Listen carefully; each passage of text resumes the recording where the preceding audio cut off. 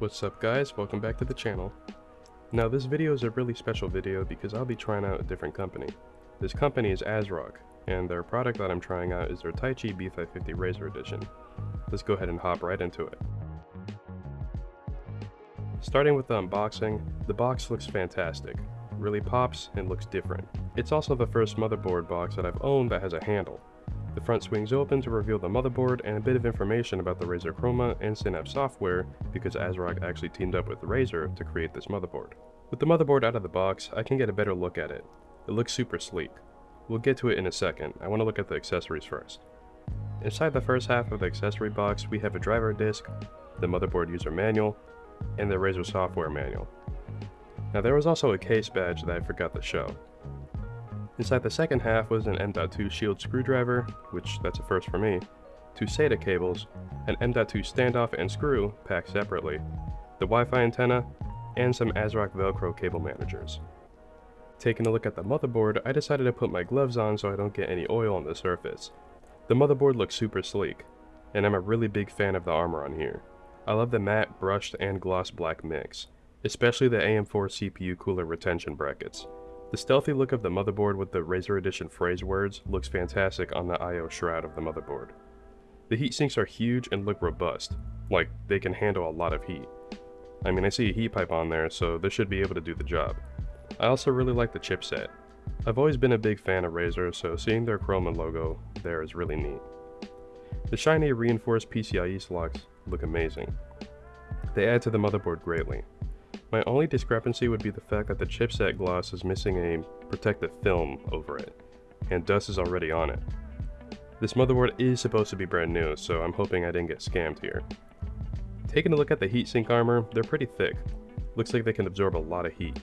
The chipset armor has the RGB module built into it, and I can see that there's a dual heatsink here.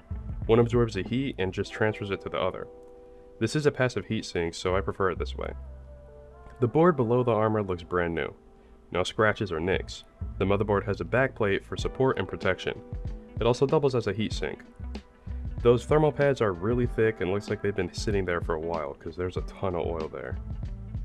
Under the backplate of the motherboard looks great as well. Nothing that could indicate that it isn't brand new. The I/O shroud looks great, again with the matte, brushed, and gloss black.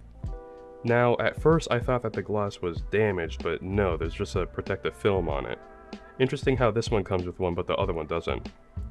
Taking a look at the VRM heatsinks now, they look huge and very robust. The L-shaped heat pipe will definitely help with thermal performance, and it will evenly spread out the heat across both heatsinks, and improve thermal efficiency. My B550F didn't come with this, and this is what the motherboard looks like without the armor. I definitely prefer the armor. Now, while I reassemble the motherboard, I would like to give a huge thank you to everybody who's been supporting this channel, taking a part in the polls, and overall giving me pointers and criticisms. You're the reason why this channel exists, and it wouldn't have happened without you, so thank you. Now with the board reassembled, I went ahead and installed my test gear in it. I have 2 NVMe SSDs, 32GB of 3600MHz CL18 Dominator Platinum, a Ryzen 9 5950X, and a 4070 Super.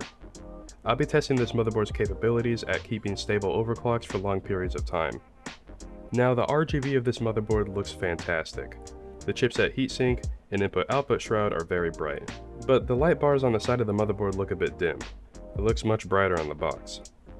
The debug code display is working great, and I also took the time to try out the onboard power and reset buttons, all working great as well. Removing the GPU so we can get a closer look, the Chroma logo and the lights around the chipset look to be their own thing, like you could have the Chroma logo on and the chipset light ring off. I turned off the light so you could get a better look. The light bar on the side of the motherboard is much dimmer than I thought, and I'm really unhappy with that. The input-output of the motherboard has a clear CMOS and a BIOS flashback button. It also has full Bluetooth and Wi-Fi, a display port, and an HDMI port for CPUs that have built-in GPUs. 7 USB Type-A ports with 1 USB Type-C, and a 2.5 gigabit LAN port. It also has full HD 7.1 surround sound via optical. Now the antenna that they provided has a very thick cable, and it was really hard to keep it in place. Placing the GPU back in and turning on the motherboard, I went ahead and took the time to look at the BIOS. ASRock made a custom BIOS for their Razer Edition boards. This includes the one for the X570 chipset and some others for Intel. The custom BIOS looks amazing. I really like the different shapes and colors, and it's all very nicely organized. This is also the first time I've ever seen a motherboard that has RGB control through the BIOS.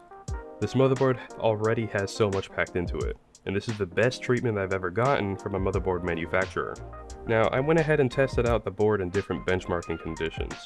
I did a benchmark all stock, one with RAM DLCP, and then one with RAM overclock of 3733 with an FCOK in a 1:1 ratio.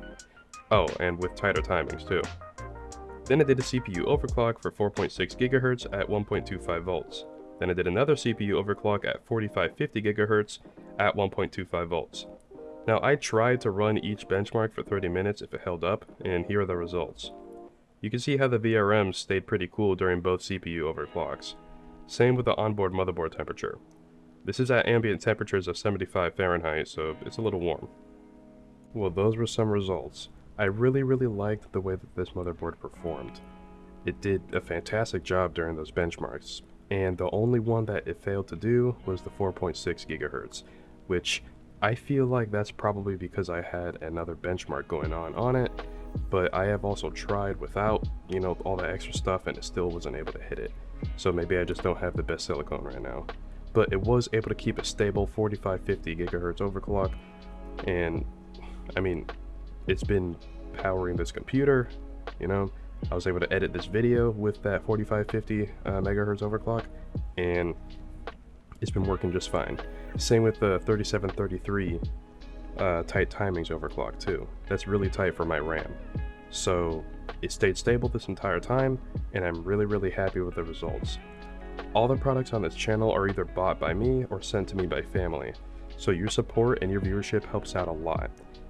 Please consider subscribing if you like what you see, and if you like this video, go ahead and leave a like down in the comments below, and make sure to suggest more videos in the future because this video was actually viewer suggested. So I'll go ahead and see you guys in the next video.